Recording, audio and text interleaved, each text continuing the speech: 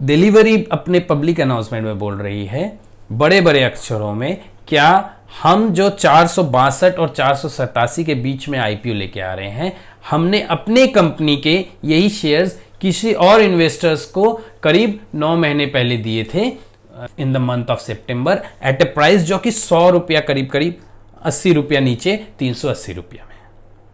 तो ऐसा क्या हो गया दोस्तों कंपनी में, क्या 380 का 9 महीना में शेयर्स का भाव हो गया 462 से 487। Hello friends, welcome back to my channel. IPO analysis की इस सीरीज में आपका स्वागत है। लास्ट वीक हमने LIC का आईपीओ का एनालिसिस किया था। इस बार हम करेंगे डिलीवरी का एनालिसिस। दोस्तों पिछले वीडियो में मुझे जो फीडबैक मिला, वहाँ लोगों ने मुझे बहुत सारे ओपिनियंस दिए और सजेशंस दिए।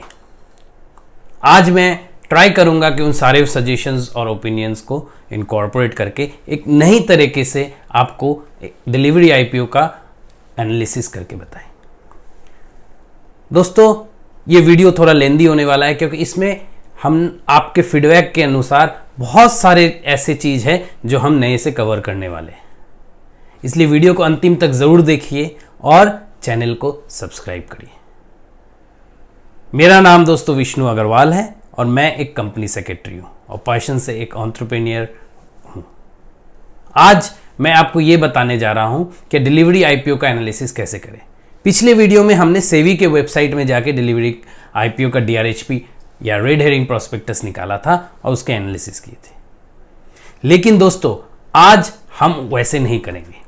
आज हम एक स्टॉक एक्सचेंज के वेबसाइट में जाके वहां से DRHP या रेड हेरिंग प्रोस्पेक्टस को हम लोग डाउनलोड करेंगे और फिर फर्दर एनालिसिस करेंगे। प्रोस्पेक्टस के अलावा कुछ और डॉक्यूमेंट भी एनालिसिस करेंगे और ये जानेंगे क्या इसमें क्या अलग है सेबी के वेबसाइट में जो प्रोस्पेक्टस है वहां से हमें क्या अधिक जानकारी और मिल पाती है स्टॉक एक्सचेंज के वेबसाइट में। तो क्या आप तैयार है दोस्तों? चले मेरे स्क्रीन पे चलिए। तो दोस्तों जैसा कि आप देख पा रहे हैं, हम आ गए हमारे कंप्यूटर स्क्रीन पे और हम यहाँ पे अभी हैं NSE के वेबसाइट पे। दोस्तों NSE के वेबसाइट में आपको होम पेज पे रह के थोड़ा नीचे तक स्क्रॉल करना है। आप जैसे ही स्क्रॉल करेंगे आपको एक सेक्शन मिलेगा जहां कॉर्पोरेट इवेंट्स दिखता है और अपकमिंग इश्यूज दे रहा है। आपको यहां अपकमिंग इश्यूज पे क्लिक करना है। अब अपकमिंग इश्यूज के यहां पे आप एक व्यू ऑल का ऑप्शन मिल रहा है। ये व्यू ऑल को हम जैसे ही क्लिक करेंगे तो NSE हमको एक पेज पे ले जाता है। इस पेज के यहाँ पे जो ओपन इश्यूज हैं हमको वो दिखा रहे हैं, लेकिन हमको सारे ऐसे इश्यूज के बारे में देखना है जो आने वाले दिनों में आने वाली है। तो हम ऑल अपकमिंग इश्यूज पे जैसे ही क्लिक करते हैं हमें सारे आईपीओज का नाम दिख जाता है। लेकिन आज हम एनालिसिस कर रहे हैं डिलीवरी का आईपीओ। दोस्तों जैसा कि आप देख रहे हैं, लास्ट आईपीओ जो यहाँ पे लिस्टेड है उसका नाम है डिलीवरी लिमिटेड। डिलीवरी का इशू स्टार्ट डेट है 11 मई, राइट। 11 मई को ये इशू स्टार्ट हो रहा है, 13 मई को क्लोज हो रहा है। तो 11th, 12th, 13 3 दिन ये आईपीओ खुला हुआ है। फोर्थ कमिंग है। इसका प्राइस बैंड है 460 to 487, 462 रुपया से 487 रुपया तक का प्राइस बैंड है और ये इशू साइज है इतने शेयर्स का। अब हमको इसके एनालिसिस करने के लिए हम ये यहां पे क्लिक करते हैं और इसके अंदर जाते हैं। जैसे ही हम अंदर जाते देखिए यहां पे इतने सारे इंफॉर्मेशन सेग्रीगेट करके कस्टमाइज वे में दिया हुआ है, जो कि हमको लास्ट वीडियो में जो हमने LIC का आईपीओ किया था और सेवी के वेबसाइट से डाउनलोड किया था वहां पे नहीं मिला था। वहां पे सिर्फ डॉक्यूमेंट मिली थी। यहां पे ये दिखा रहा है कि जब ये लिस्ट हो जाएगा तो सिंबल क्या रहेगा इस कंपनीज का, डिलीवरी, राइट। आपको इश्यूज के बारे में बाकी सारे इंफॉर्मेशन है। कितने रुपीस डिस्काउंट है, 25 रुपया, फेस वैल्यू 1 रुपया, टिकट साइज 1 रुपया। डिस्काउंट जो 25 रुपया है वो एलिजिबल एम्प्लॉयज के लिए है दोस्तों। Minimum order quantity 30, maximum subscription amount 2 lakh. ये सारे इंफॉर्मेशन यहाँ पे हैं। अब हम नीचे आ जाते हैं। नीचे यहां पे आने के बाद देखिए कुछ डाउनलोडेबल्स हैं। पहला है ratio basis of issue price, red herring prospectus, bidding centre, sample application form वगैरह वगैरह। हम लोग सबसे पहले जिसको डाउनलोड करेंगे वो है रेड हेरिंग प्रोस्पेक्टस। दोस्तों रेड हेरिंग प्रोस्पेक्टस ही वही प्रोस्पेक्टस है जो कि सेवी के वेबसाइट में मिला था। तो दोस्तों पहले हम लोग डाउनलोड करते हैं रेड हेरिंग प्रोस्पेक्टस और हम लोग इसको क्लिक करते हैं। दोस्तों हमने डिलीवरी की प्रोस्पेक्टस को डाउनलोड किया, अब उसको स्क्रीन पे आप शायद देख पा रहे हैं, राइट। अब हम इसको एनालिसिस करेंगे। स्टार्ट करते हैं कवर पेज से। कवर पेज में आपको कंपनीज के बारे में सारी इंफॉर्मेशन मिलेंगे, लेकिन बहुत वाइटल इंफॉर्मेशन है, जैसे कंपनी के registered office, corporate office, contact person वगैरह वगैरह। लेकिन जो मेन पॉइंट्स है हम उस पर ध्यान देंगे। देखिए सेकेंड वाला जो सेक्शन है वहां पे ये लिखा हुआ है, our company is a professionally managed company and does not have any identifiable promoters. इसका मतलब क्या है दोस्तों? ये कंपनी ये बता रही है कि हमारे कंपनी में प्रोमोटर बोल के ऐसे कोई नहीं है। प्रोमोटर नहीं है तो कंपनी कौन मैनेज कर रहा है? प्रोफेशनली मैनेज्ड, मतलब जो शेयर होल्डर्स लोग हैं वो बोर्ड पे किसी को अपॉइंट करते हैं जिनका काम होता है मैनेज करना। अब इसको आप कैसे देखना चाहिए? देखिए इसके दो व्यूज हैं दोस्तों। पहला, प्रोमोटर्स जिस कंपनी में नहीं होता है, बहुत एनालिस्ट लोग का ये मानना होता है जो professionally managed companies are better, क्योंकि जो शेयर्स होल्डर्स होते हैं और जो कंपनी के अर्निंग्स होते हैं उसके बीच में अगर कोई रहता है तो वो प्रोमोटर्स है। ऐसा माना जाता है कि प्रोमोटर्स कंपनी में रहता है, ज़्यादा रहते हैं, या प्रोमोटर्स जो रहते हैं वही बैरियर बन जाते हैं कंपनी का प्रॉफिट ट्रांसफर करना का जब समय आता है शेयर होल्डर्स को। वो चीज़ प्रोफेशनली मैनेज कंपनीज में शायद नहीं होती। दूसरे स्कूल ऑफ थॉट ये भी है कि प्रोफेशनली मैनेज कंपनीज में जो प्रोफेशनली मैनेज एम्प्लॉयज़ होते हैं कंपनी के, वो अपने लिए ज़्यादा सैलरीज निर्धारित कर लेते हैं, ज़्यादा रेमोनेशन कर लेते हैं, ईसॉप्स पे ज़्यादा ध्यान देते हैं। तो दोनों चीज़ है, ये अपने इन्वेस्टमेंट प्रोस्पेक्ट से आपको देखना है कि आपको कैसे कंपनीज में आप कंफर्टेबल है, जहाँ एक प्रोमोटर हो वहाँ, या जहाँ प्रोफेशनली मैनेज्ड अच्छे प्रोफेशनल्स लोग आके कंपनी को मैनेज करते हैं। तो डिलीवरी का आईपीओ जो आने वाला है, ये कंपनी में कोई प्रोमोटर्स नहीं है, ये कंपनी प्रोफेशनली मैनेज्ड कंपनी है। दोस्तों हमने पिछले वीडियो में ये जाना था कि ऑफर फॉर सेल और फ्रेश इशू क्या आता है। पिछले वीडियो में LIC का वो पूरा ऑफर फॉर सेल था, जहां पूरा proceeds, issue proceeds government of India के खाते में जा रहा था। But this issue it is a combination of both fresh issue and offer for sale. जैसा कि मैंने कहा था, फ्रेश इशू का जो प्रोसेस होता है वो कंपनी के बैंक अकाउंट में आता है, and the company can utilise those fund for the growth of the company as per the object of the issue. हम आएंगे ऑब्जेक्ट ऑफ द इशू पे। और ऑफर फॉर सेल का जो प्रोसेस होता है वो पूरा जो सेलिंग शेयर होल्डर्स होते हैं उनके खाते में जाता है। तो यहां पे जो लिख रहे हैं कि fresh issue of equity shares aggregating up to 4000 crore, 40,000 million, यानी 4000 करोड़ का फ्रेश इशू है एंड 1235 करोड़ का ऑफर फॉर सेल है। तो टोटल इशू साइज क्या हुआ दोस्तों? 40 प्लस 12 यानी 5235 करोड़ का टोटल में इशू है। इसके शेयरिंग शेयर होल्डर्स कौन है? ये सारे नाम्स हैं जो कि शेयरिंग शेयर होल्डर्स हैं। इन्होंने कंपनीज में बहुत पहले इन्वेस्ट किया होगा। अब देखिए इनका कॉस्ट ऑफ एक्विजिशन क्या है। जो एकदम लास्ट वाला मैं जा रहा हूं, जो सूरज सहारन है, जो इंडिविजुअल शेयर होल्डर है, इनका cost of acquisition almost nil है, 10 पैसा। और आज वो किस भाव में सेल कर रहे हैं? जिस भाव में इशू आ रहा है। तो दोस्तों ये देखिए कि इन्होंने कितना ह्यूज प्रॉफिट किया है। इनका प्रॉफिट सिर्फ मत देखिए, ये भी सोचिए कि कंपनी को जब सबसे पहले जरूरत था पैसा, तब इन्होंने पैसे लगाए कंपनी में, और कंपनी को यहां तक लाने में इनका बहुत बड़ा योगदान है। तो ये तो हुई बात सेलिंग शेयर होल्डर्स की। फिर हम और जब नीचे आते हैं, यहां पे हमको मिलता है कि इसके कंपनीज के बुक रनिंग लीड मैनेजर्स कौन कौन है। तो Kotak investment bank, Morgan Stanley, BofA securities और सिटी बैंक। सो ये city group global markets Indian private limited, ये कैटो हमारे इस कंपनीज के लिए लीड मैनेजर्स अपॉइंटेड है। इनके कॉन्टैक्ट पर्सन और टेलीफोन नंबर्स भी हैं। तो ये थी बात कवर पेज की। अब हम लोग नीचे जब आते हैं तो जैसा आपसे मैंने पहले भी कहा था, एक कंटेंट बनाया हुआ रहता है और वो बताते हैं कि इस प्रोस्पेक्टस में क्या क्या होता है। तो टोटल आप जैसे देख रहे हैं 9 भाग में, यानी 9 सेक्शंस में इस आईपीओ के प्रोस्पेक्टस, इस प्रोस्पेक्टस को डिवाइड किया गया है, जहां हर एक सेक्शंस क्या क्या चीज के लिए बताए हैं और उसके अंदर चैप्टर्स हैं। तो हम लोग आज स्टार्ट करेंगे बिजनेस से। क्यों? पहले यह जानना बहुत जरूरी है कि कंपनी बिजनेस क्या करती है। हमेशा याद रखिएगा दोस्तों, आप कंपनी पे पैसे नहीं लगा रहे, बिजनेस पे लगा रहे। तो हमें यह जानना जरूरी है कि भैया ये धंधा क्या करती है, बिजनेस क्या करती है। तो हम लोग स्ट्रेट अवे जाएंगे बिजनेस वाले चैप्टर में। तो बिजनेस वाला चैप्टर कहां है? सेक्शन 4 में, अबाउट योर कंपनी के under our business, page number 212। तो आप ये 212 नंबर पेज में कैसे जाएंगे दोस्तों? ये क्लिकेबल फाइल होती है। आप ऐसे जैसे ही यहां पे स्ट्रेट क्लिक करेंगे, ये आपको 212 नंबर पेज में ले जाएगा। हमने क्लिक करते ही आ गए हैं आवर बिजनेस वाले चैप्टर में। अब हम यहां पे देखेंगे कि कंपनी बिजनेस क्या करती है और वो कौन से सेगमेंट में डील करती है। पहला पॉइंट ये स्टार्ट कर रहे हैं ओवरव्यू से। ये लिखते हैं, we aim to build the operating system for commerce. मतलब कॉमर्स के लिए ऑपरेटिंग सिस्टम डेवलप करते हैं। अगेन इट्स नॉट क्लियर कि ये क्या बिजनेस करते हैं। फिर बोलते हैं, our business is guided by 3 operating principle, people centricity, growth through partnership, efficiency always. चलिए ये तो सही है भाई, लेकिन आप बिजनेस क्या करते हैं? फिर बोल रहे हैं, अकॉर्डिंग टू अ रिपोर्ट, किसी के रिपोर्ट के हिसाब से, we were the largest and fastest growing fully integrated logistic service player in India by revenue as of fiscal 2021।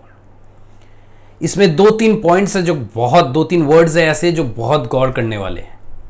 सबसे पहला, हमको थोड़ा सा यहां से आइडिया मिलता है कि कंपनी बिजनेस क्या करती है। कंपनी बोलती है fully integrated logistic service player in India.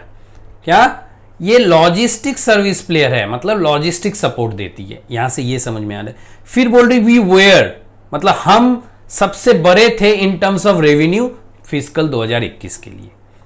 ठीक है, तो आप लॉजिस्टिक सर्विस प्रोवाइडर है, लेकिन लॉजिस्टिक सर्विस प्रोवाइडर में क्या सर्विस देते हैं ये अभी तक क्लियर नहीं है, जो कि हमको आगे पेजेस में और क्लियर होंगे। Revenue from operations 36.47 billion, revenue CAGR, pin codes cover, ये बहुत इंपॉर्टेंट पॉइंट्स है दोस्तों। 17,488 पिन कोड कवर किए। भारत में करीब 19,000 से थोड़े से ज्यादा पिन कोड्स है। आपका भी पिन कोड है, जैसे हमारे घर का, ऑफिस का पिन कोड है, तो वो उनमें से ऑलमोस्ट मेरे हिसाब से 90% पिन कोड्स को कवर कर रहे हैं। मतलब इन्होंने इतना साल बिजनेस करके अपना रीच, अपने को फैला लिया है। मतलब हर एक पिन कोड में ऑलमोस्ट पहुंच गए हैं, करीब 2000 छोड़ के, अगर 19,000 की फिगर हम ले तो।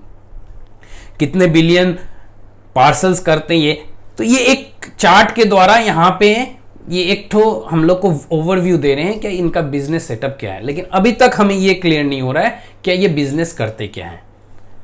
अगेन ये भी एक इंपॉर्टेंट 86,000 टीम साइज है, this is a very good number. ये कंपनी 86,000 एम्प्लॉयज को रख रखी है। अब हम यहां पे पढ़े तो, our mission is to enable customer to operate flexible, reliable and resilient supply chain at lower cost. ठीक है, we provide supply chain solutions to a drivers base of इतनी एक्टिव कस्टमर्स। यहां से हमको थोड़ा सा क्लैरिटी मिल रहा है कि 23,113 एक्टिव कस्टमर्स है जिनको ये सप्लाई चेन का सॉल्यूशंस देते हैं। अच्छा, तो ये बिजनेस काफी इंटरेस्टिंग लगता है, जहां वो सप्लाई चेन के सॉल्यूशंस देते हैं, such as e commerce marketplace, direct to customer, e tailer, enterprises, SMEs वगैरह वगैरह। तो अब आपको समझ में आ गया कि ये सप्लाई चेन सॉल्यूशन में लॉजिस्टिक सपोर्ट देते हैं। अब यहां पे लॉजिस्टिक्स में, जैसे यहां पे एक स्केल से बताया इन्होंने कि पहला लिख रहे use scale to lower cost of fulfilment. Cost एक वैल्यू प्रोपोजिशन बताया है कि क्यों इनको चूज करते हैं दूसरे से। तो ऐसे काफी डेटा हमको यहां पे उन्होंने दिया है, ताकि ये बिजनेस के बारे में, जहां से ये बता पा रहे हैं कि हमारे बिजनेस में हम कैसे कैसे बिजनेस करते हैं। हम जब काफी स्क्रॉल करते हैं ये वाले चैप्टर में, आवर बिजनेस वाले चैप्टर में, तब हम एक जगह पहुंचते हैं जहां हमें ये पता चलता है कि ये सर्विसेज क्या करते हैं, जो कि हम इतना देर से खोजने की कोशिश कर रहे थे कि भाई आप बिजनेस क्या करते हैं। तो जैसा आप देख रहे हैं, shippers, market place, D2C brand, large corporate, SME, BFSI, retail, global business, ये सारे हमको जो समझ में आ रहे हैं इनके कस्टमर्स हैं। इनको इंडिविजुअली सर्विसेज क्या देते हैं, एक्सप्रेस प्लेनल का सर्विसेज देते हैं, या तो इनको हेवी गुड्स का अगर चाहिए वो देते हैं, पार्ट ट्रकलोड देते हैं, ट्रकलोड वगैरह, ये सारा सर्विसेज के थ्रू इनके गुड्स को ये कहाँ पहुंचाते हैं, कस्टमर्स के थ्रू। तो यहाँ पे कस्टमर्स जो राइट साइड पैनल में दो ठो बनाया हुआ है, एक इंडियन कस्टमर और ग्लोबल। तो हम ये भी समझ पा रहे हैं यहाँ से, क्या ये इंडिया में सिर्फ कैटर नहीं करते, इंडिया के बाहर भी करते हैं। तो बेसिकली अगर आप समझे जो शिपमेंट का काम, लॉजिस्टिक्स का सपोर्ट देते हैं, ये इतने सारे इनके कस्टमर सेगमेंट है, shippers, market place, D2C brand, large corporates etcetera. फिर यहाँ पे हम जब नीचे आते हैं तो हर एक सेगमेंट का हर एक सर्विसेज जो है, जैसे एक्सप्रेस पार्सल, PTL फ्रेट वगैरह वगैरह है, ये सबको, इस सब का डिटेल एनालिसिस दिया हुआ है। दोस्तों, आप अगर इस कंपनी में इन्वेस्ट करने जा रहे हैं या नहीं भी कर रहे हैं, तब भी आपको ये पोर्शंस बहुत थॉरली पढ़ना है और जानकारी लेना है, क्योंकि यहां से आपको आइडिया लगेगा कि इसके क्या क्या सर्विसेज हैं और ये कहां कहां इनको दिक्कतें आ सकती हैं और ये कैसे ग्रो कर सकते हैं। तो एक्चुअल में आप पैसे बिजनेस में अगर लगा रहे हैं तो आपको बिजनेस का पूरा आइडिया मिल जाएगा इस चैप्टर से। अब हम मूव करते हैं और बिजनेस चैप्टर से, जहां हमें समझ में आ गया कि कंपनी बिजनेस क्या करती है। अब हम इसके हिस्ट्री पे जाएंगे। जैसा कि मैंने कहा कि लास्ट वीडियो के फीडबैक्स मिलने के बाद से हमने थोड़ा एनालिसिस करने का तरीका चेंज कर दिया है। तो अब हम DRHP में जैसे चैप्टर्स है या रेड हेरिंग प्रोस्पेक्टस में जो चैप्टर्स है उसके हिसाब से एनालिसिस नहीं कर रहे हैं। हमको जिस तरह से आपको समझने में इजी हो उस तरह से हम एनालिसिस करें। तो पहले हमने कवर पेज का एनालिसिस किया, फिर बिजनेस चैप्टर का एनालिसिस किया। अब हम हिस्ट्री पे जाएंगे, जहां हम ये पता लगाने की कोशिश करेंगे कि कंपनी ने आज तक किया क्या है। तो देखिए, history and certain corporate matters 246 number page पे है दोस्तों। फिर वैसे ही हम इस पे क्लिक करेंगे और सीधा हम वहां पे पहुंच जाते हैं। Brief history of our company में पहले ये लिखा है कि डिलीवरी का पहले नाम क्या था। इनका पहला नाम था SSN लॉजिस्टिक्स प्राइवेट लिमिटेड, ये नाम से इन्होंने स्टार्ट किया था। ये यहां पे आपको दिखता है कि रजिस्टर्ड ऑफिस क्यों क्यों कब कब चेंज किया, यहां पे रीजंस है क्यों चेंज किया। एडमिनिस्ट्रेटिव कन्वेंस के लिए इन्होंने करीब इतने सालों में सिंस इनकॉर्पोरेशन 4 बार चेंज किया। Main objects of the company क्या है, लॉजिस्टिक्स एंड डिलीवरी। MOA क्या होता है, मेमोरेंडम ऑफ एसोसिएशन होता है दोस्तों। इसके ऊपर वापस एक दिन का भी वीडियो बनाऊंगा। तो अभी के लिए आप ये जानिए क्या कंपनी का गीता कहा जाता है इसे, MOA और AOA, जहां कंपनी के सारे चीज लिखे हुए रहते हैं। It's a constitution of the company. तो यहाँ पे मेमोरेंडम ऑफ एसोसिएशन में कब कब इन्होंने चेंज किया और क्यों चेंज किया ये लिखा हुआ है। इसके आगे जब हम बढ़ते हैं, जिसके लिए हमने इस चैप्टर को हाथ में लगाया, वो है major event and milestones of our company. तो दोस्तों, हम अब जानेंगे कि इस कंपनी के जर्नी में क्या क्या ऐसा मेजर इवेंट और माइलस्टोन हुआ है। ये जानना बहुत जरूरी है, क्योंकि ये जानने से आपको कंपनी में कॉन्फिडेंस आता है और कंपनी को आप एक आइडिया लगा पाते हैं कंपनी के बारे में कि कंपनी की जर्नी कैसी रही है। 2011 में कंपनी फॉर्म हुई है। देखिए, 2011 में कंपनी फॉर्म हुई है, तभी उन्होंने ट्रांसपोर्टेशन मैनेजमेंट सिस्टम का लॉन्च किया।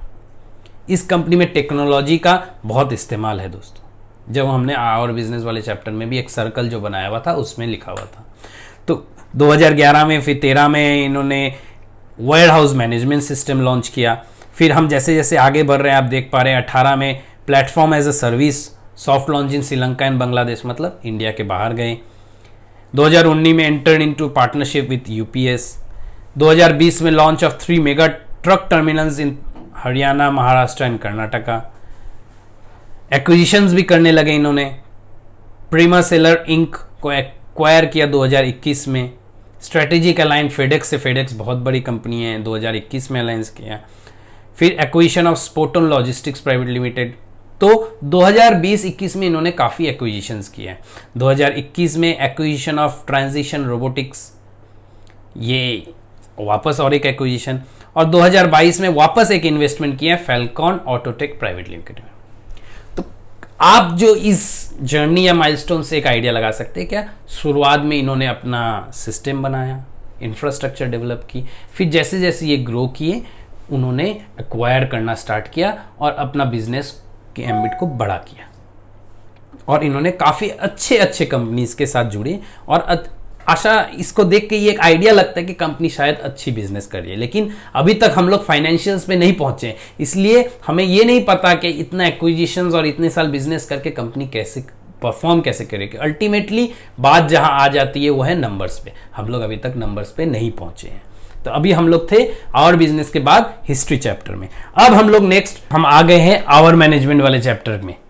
ये चैप्टर पढ़ने के पहले, ये चैप्टर के स्टडी करने के पहले हमें कवर पेज के वाले पोर्शन को याद करना है, जहां हमने ये जाना था कि कंपनी बोल रही है कि it is a professionally managed company and the company has no promoters. इस कंपनी में कोई प्रोमोटर्स नहीं है, ये प्रोफेशनली मैनेज्ड कंपनी है। इसलिए हमें ये चैप्टर पढ़ना बहुत ज़रूरी है, क्योंकि हमें जानकारी ये रहना चाहिए कि इस कंपनी को कौन से ऐसे प्रोफेशनल्स हैं जो कि मैनेज कर रहे हैं। पहला नाम है दीपक कपूर जी का, जो कि chairman and non executive independent director है। क्या है? Chairman and non executive independent director. ये कहां पे है? टाटा स्टील और दूसरी कौन सी कंपनीज में है? टाटा स्टील में है, एचसीएल टेक्नोलॉजी में है, नायरा एनर्जीज लिमिटेड में। फॉरेन कंपनी एक टाटा स्टील की उसमें भी है। तो दोस्तों ये एक इंपॉर्टेंट पॉइंट है, ये कि हाँ इस कंपनी का चेयरमैन कौन है, एक बहुत ही एक्सपीरियंस्ड, क्योंकि देख रहे हैं आप इनका डेट ऑफ बर्थ है जनवरी 7, 1959। तो मान सकते हैं कि हम लोग ये काफ़ी एक्सपीरियंस्ड है। और इनका टर्म भी है with 5 years with effect from October 1, 2021। तो एक स्टेबिलिटी भी आ रहा है कि हाँ अगले 5 साल तक, जो कि अक्टूबर 2021 में अपॉइंट हुए, अगले 5 साल तक ये चेयरमैन रहेंगे। तो दोस्तों ये पहला रहा दीपक कपूर जी का। दूसरा है साहिल बारवा जी, जो कि इनके इन हाउस मतलब और बाकी ग्रुप कंपनीज में भी है, डिलीवरी के यूएसए और हांगकांग की कंपनीज में। फिर है संदीप कुमार बड़सिया जी। तो आप इससे आइडिया लगा सकते हैं कि बड़ी एक लंबी लिस्ट है कि यहाँ पे कौन कौन डायरेक्टर्स हैं, इनके क्या क्या बैकग्राउंड्स है, ये कौन से और कंपनीज में हैं, ताकि आपको जो प्रोफेशनली मैनेज्ड कंपनीज है इसमें कौन मैनेज कर रहे हैं और कौन से डाइवर्सिफाइड फील्ड से है, ये आपको आइडिया लग जाए। यहाँ पे इनके ब्रीफ प्रोफाइल्स ऑफ डायरेक्टर्स भी दिए हैं, जहां की आप और डिटेल में जान सकते हैं। लेकिन उसके पहले जो उसके ऊपर वाली पैराग्राफ है वो बहुत इंपॉर्टेंट है। अरेंजमेंट और understanding with major shareholders, customer, supplier और अदर्स।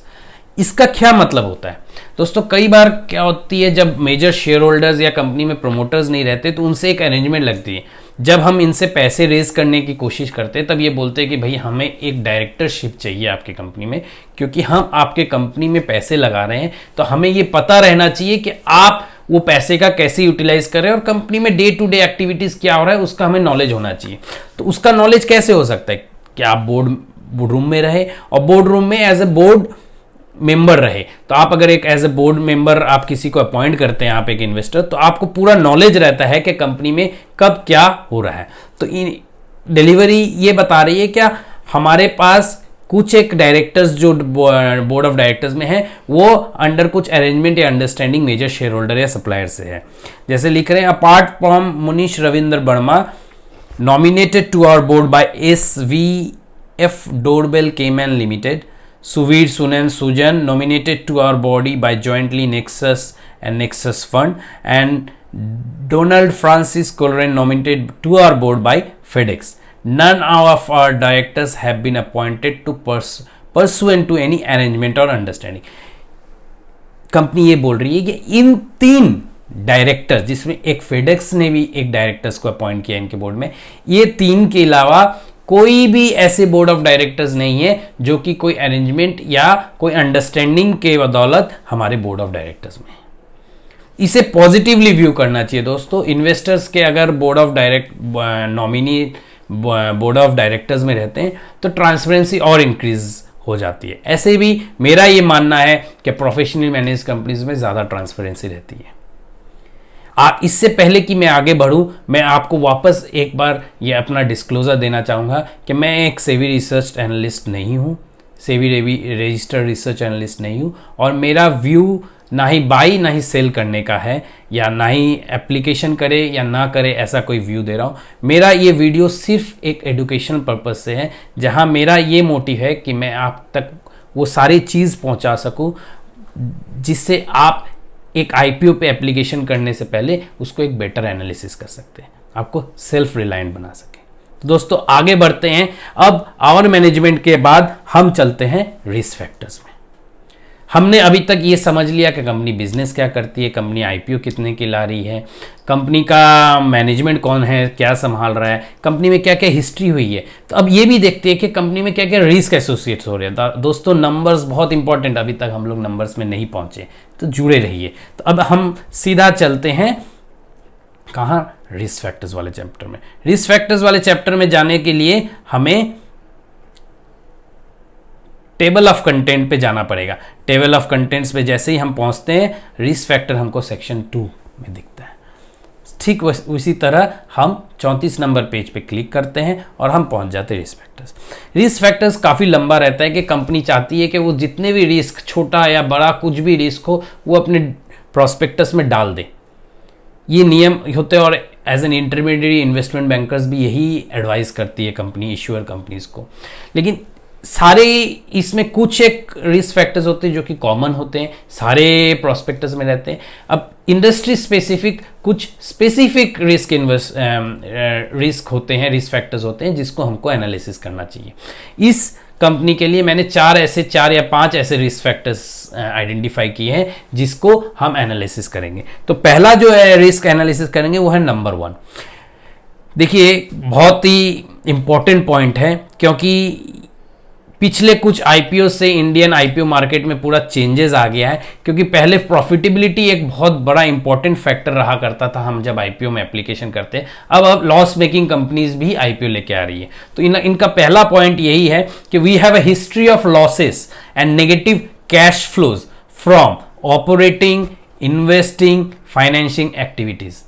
दोस्तों प्रॉफिट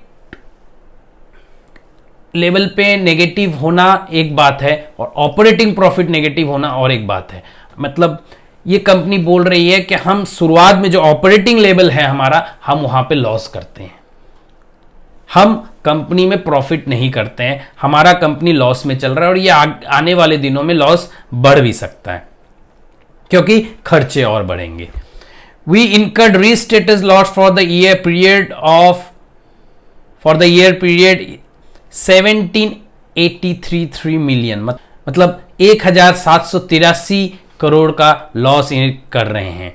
आगे देखिए फिगर्स आपको और दिए हैं, तो 2021 का फिगर के हिसाब से ये 8911 का लॉस किए।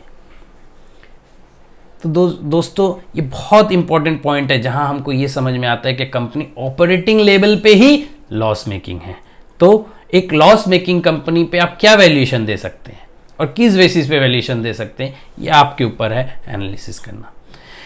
पहला यहां पे एक टेबल में आपको ये दिया हुआ है कि कौन कौन से साल में सारे कैश फ्लोज दिया हुआ है। कैश फ्लोज कंपनी का दोस्तों पॉजिटिव होना बहुत जरूरी है, क्योंकि आप अगर ऑपरेटिंग लेवल पे लॉस कर रहे हैं कंपनी में, मतलब उस पैसे को फंड करने के लिए या तो आप उधार करें यानी फाइनेंसिंग एक्टिविटी, या तो और कहीं से पैसे जुगाड़ करके आप उसको फंड कर रहे हैं।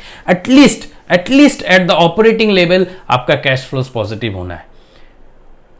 फंडामेंटल एनालिसिस, जो ट्रेडिशनल फंडामेंटल एनालिसिस में जो ट्रेडिशनल वर्ड यूज करना पड़ रहा है, वहां पे हमने यही सीखा है, यही देखा है कि कंपनी ऑपरेटिंग लेवल पे प्रॉफिट जरूर करे ताकि कंपनी को मतलब जो एक्सपेंसेस है उसको मीट कर पाए। अब अपने नेक्स्ट पॉइंट पे मूव करते हैं, अब जाएंगे पॉइंट नंबर 2।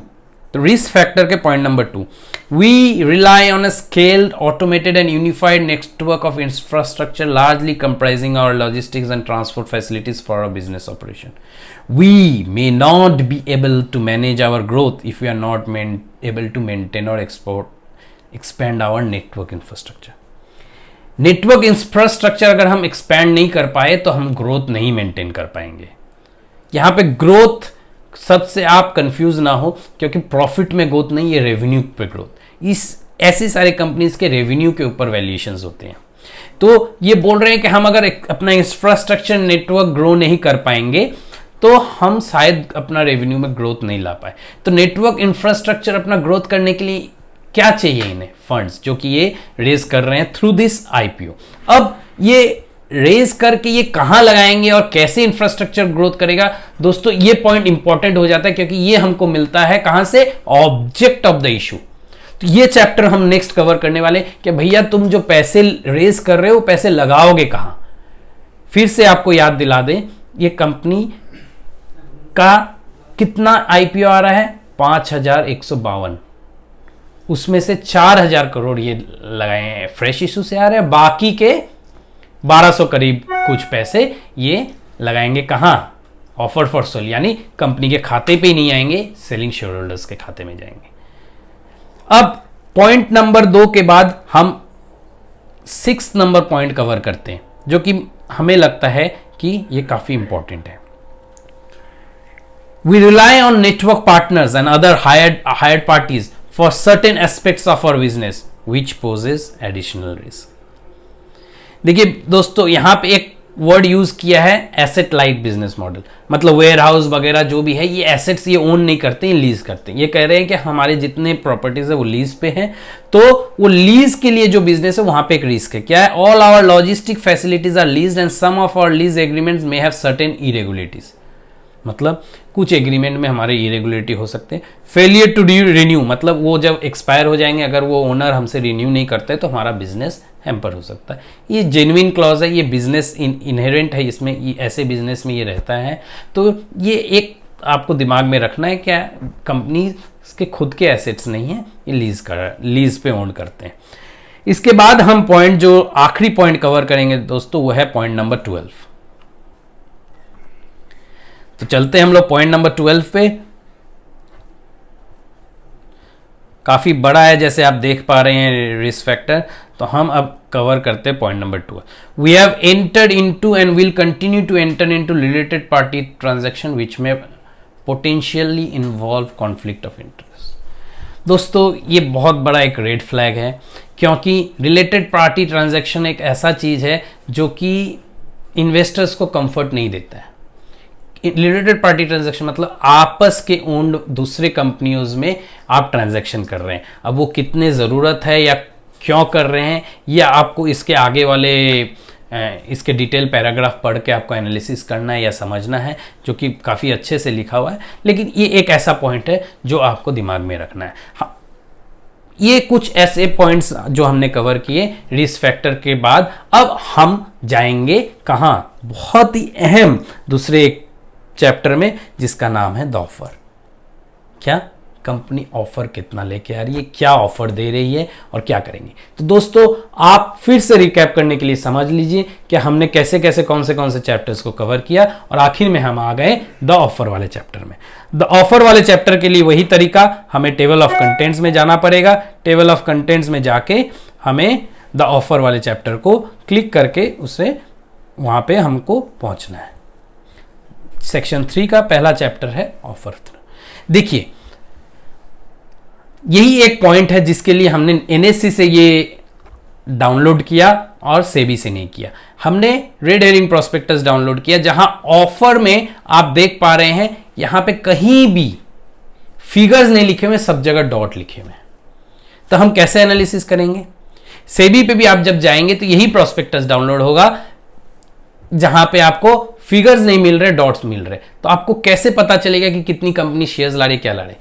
जब हम एनएससी के वेबसाइट में गए थे दोस्तों, आपको याद होगा, उसके साथ बहुत ये ऑफर डॉक्यूमेंट के साथ बहुत सारे और भी डॉक्यूमेंट्स थे। जब हम उसको एनालिसिस करेंगे तब इसको भी कवर कर लेंगे। फिलहाल के लिए आप पहला वाला पॉइंट जान के रखिए, जहां ये दे रहे हैं 5235 करोड़ का आईपीओ ये लेके आ रहे हैं, जिसमें 4000 करोड़ फ्रेश इश्यूज है और 1235 ऑफर फॉर सेल है। तो ऑफर फॉर सेल हम पेंडिंग, द ऑफर वाला जो चैप्टर है ये हम पेंडिंग रखते हैं, क्योंकि दूसरे वाले डॉक्यूमेंट से हम कवर करेंगे। फिलहाल हम अब चलते हैं समरी ऑफ फाइनेंशियल स्टेटमेंट। फिर समरी ऑफ फाइनेंशियल स्टेटमेंट पहुंचने के लिए सिर्फ वही तरीका, हम फिर कंटेंट पे जाते हैं, समरी ऑफ फाइनेंशियल स्टेटमेंट पे पहुंचते हैं और उसको क्लिक करते हैं पेज नंबर 90। दोस्तों अब हम फाइनेंस पे आ गए। फाइनेंस के चैप्टर में आना बहुत ज़रूरी है, क्योंकि हमें यहाँ से ये इंफॉर्मेशन मिलेगा कि कंपनी का नंबर्स क्या बोलता है। देखिए पहला जो है वो है restated summary consolidated balance sheet. अब ये जो कंसोलिडेटेड बैलेंस शीट, क्योंकि इसके कुछ सब्सिडरीज है उसको मिला के बैलेंस शीट्स बनी हुई हैं, हम इसके एसेट्स लाइबिलिटीज पे नहीं जाके सीधा पीएल पे जाके हम एनालिसिस करते हैं। तो कंसोलिडेटेड पीएल में देखिए हम क्या देख पा रहे हैं। कंपनी ने दिसंबर 31, 2021 9 महीने के एंड में इन्होंने 49,114 4,911 करोड़, ये मिलियंस में फिगर दिया हुआ है दोस्तों। सो 4,911 करोड़ का इनकम किया, मतलब ये इसका रेवेन्यू है, जिसके अगेंस्ट में उन्होंने खर्चा किया 5,810 करोड़।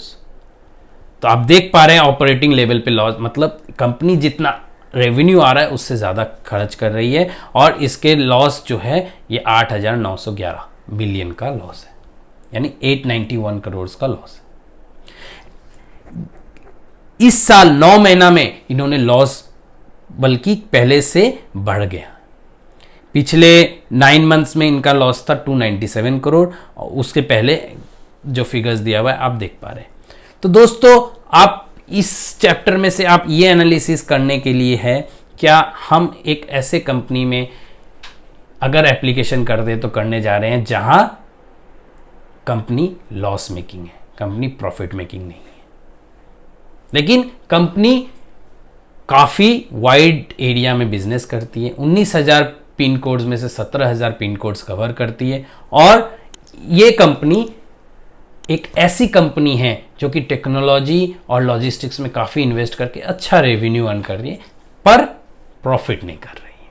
आने वाले दिनों में कर सकती है, ये आपको निर्धारित करना है। तो अब चलते हैं नेक्स्ट चैप्टर पे।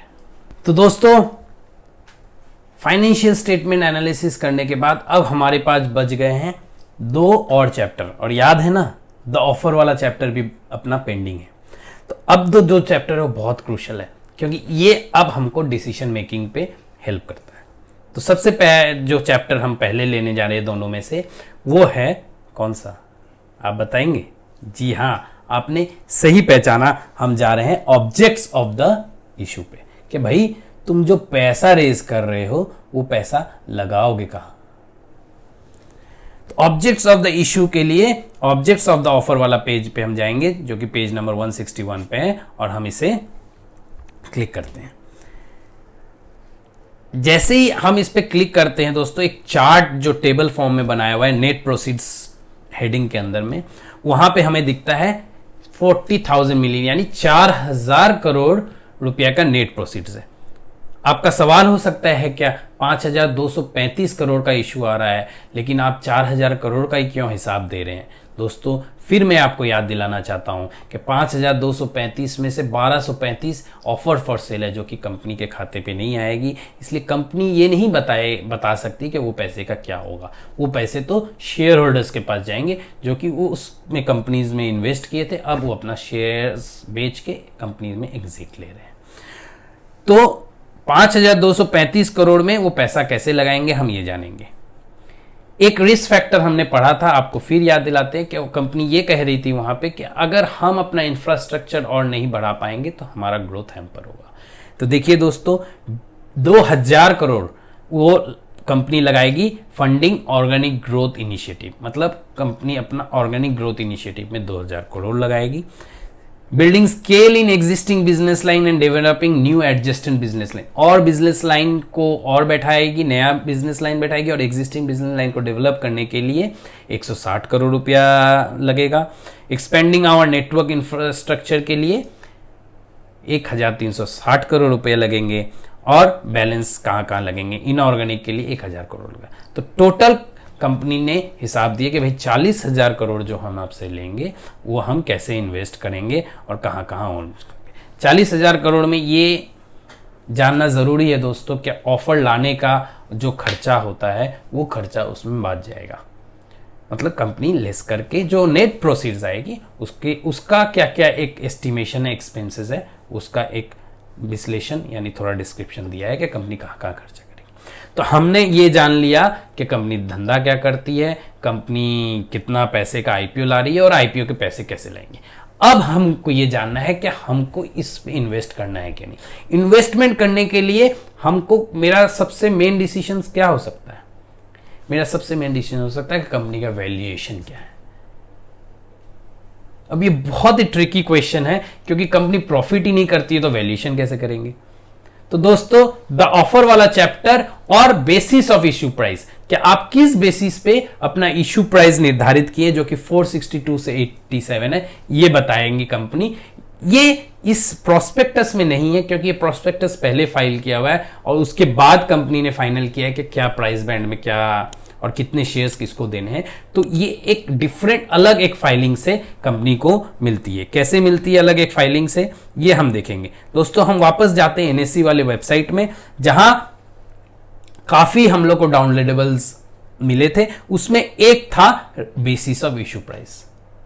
तो दोस्तों, हम लोग अब बेसिस ऑफ इश्यू प्राइस को डाउनलोड करेंगे और ये जानेंगे कि कंपनी किस बेसिस पे ये प्राइस डिटरमाइन की है और कैसे और आईपीओ ला रही है, और द ऑफर वाला चैप्टर जो कि इनकम्प्लीट था उसे भी कवर करें। तो दोस्तों, आप जैसे देख पा रहे हैं, कंपनी एक पब्लिक अनाउंसमेंट के द्वारा यानी पीए के द्वारा ये बताई है कि वो क्या प्राइस पे इश्यूज ला रही हैं और कितने शेयर्स का क्या ला रही हैं। तो दोस्तों, चले अब अपने सबसे पहले इसमें वापस देखिए, कंपनी यहां पे लिखती है our company does not have identifiable promoter. तो ये एक बहुत बड़ा पॉइंट है जो कि आपको हमेशा ध्यान रखना है कि आप एक प्रोफेशनली मैनेज्ड कंपनी में पैसे लगा रहे हैं अगर आप एप्लीकेशन डाल रहे हैं तो। प्राइस बैंड है 462 पर इक्विटी शेयर्स टू 487 पर equity shares of face value of 1 each. जी हाँ दोस्तों, 462 से 487 रुपया का प्राइस वैल्यू है। एम्प्लॉय डिस्काउंट 25 रुपया है, मतलब अगर आप कंपनी के एम्प्लॉय है तो 25 रुपया आप डिस्काउंट मिलेगा आपको और आप अप्लाई कर सकते हैं। 30 क्वांटिटी शेयर्स मिनिमम आपको एप्लीकेशन करना है, उसके ऊपर करना है तो मल्टीपल ऑफ 30 यानी 60, 90, 120 इतने शेयर्स आप कर सकते हैं। पहला point, our company has incurred restated losses for the period of, जो कि हमने पहले रिस्क फैक्टर में कवर किया। तो कंपनी एक लॉस मेकिंग है। अगर हम दिसंबर 9 की फिगर ले, दिसंबर 31 2021, तो कंपनी ने 891 करोड़ का लॉस किया है। 8,911 मिलियन यानी 891 करोड़ का कंपनी ने लॉस किया है। तो अगर आप ऑपरेट ये 891 की फिगर को पकड़े और कंपनी अगर 40,000 मिलियन रेज कर रही है यानी 4,000 करोड़ रेज कर रही है, तो आप एक आइडिया ले सकते हैं कि 5 साल का रनवे है। रनवे मतलब दोस्तों कि ये 40,000 करोड़ अगर इस तरह कंपनी लॉस करती है तो कितना दिन चलाएगी। तो एक ये एस्टिमेट आपका है। कंपनी का weighted average rate of return on net worth है जो कि नेगेटिव है क्योंकि कंपनी लॉस मेकिंग है। Average industry price to earnings is 112.21, मतलब इस इंडस्ट्री में दूसरी कंपनी जो लिस्टेड है वो 112.21 टाइम्स ऊपर ट्रेड करती है। यानी उस कंपनी में कुछ प्रॉफिट होता है, उस प्रॉफिट के 112 गुना ऊपर वो कंपनी जनरली ट्रेड करती है, जो कि हमको इंडस्ट्री पी बताती है। लेकिन दोस्तों इस कंपनी के लिए बहुत इंपॉर्टेंट है, our company EPS for 21 for our company is not ascertainable as the EPS is negative. हम कंपनी यही बोल रही है कि हमारा पी कितना हम ये सर्टेन नहीं कर पा रहे हैं क्योंकि हम लॉस मेकिंग है।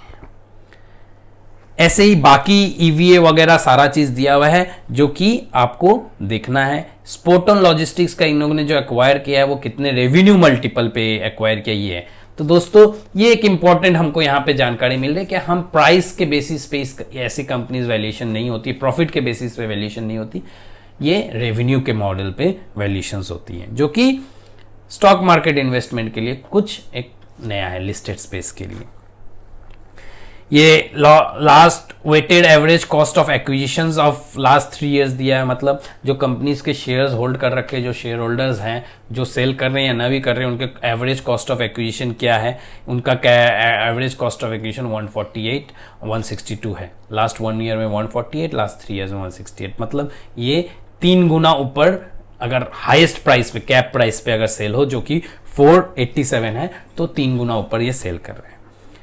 ईपीएस नेटवर्थ दिया हुआ है जो कि आपको नेगेटिव है। अब देखिए दोस्तों इस पब्लिक अनाउंसमेंट में कितने बड़े अक्षरों में ये लिखा हुआ है, allotments were made to certain pre IPO share holder in September 2021। आज ये कंपनी जो आईपीओ लेके आ रही है, यानी जून 2022, मई 2022 में जो कंपनी ले रही है, वही कंपनी सितंबर 2021 में 380 रुपए प्रति शेयर पे किसी और को शेयर्स दिए। फिर रिपीट कर रहा हूं, डिलीवरी अपने पब्लिक अनाउंसमेंट में बोल रही है बड़े बड़े अक्षरों में, क्या हम जो 462 और 487 के बीच में आईपीओ लेके आ रहे हैं, हमने अपने कंपनी के यही शेयर्स किसी और इन्वेस्टर्स को करीब 9 महीने पहले दिए थे in the month of September at a price जो कि 100 रुपया करीब 80 रुपया नीचे 380 रुपया में। तो ऐसा क्या हो गया दोस्तों कंपनी में, क्या 380 का 9 महीना में शेयर्स का भाव हो गया 462 से 487।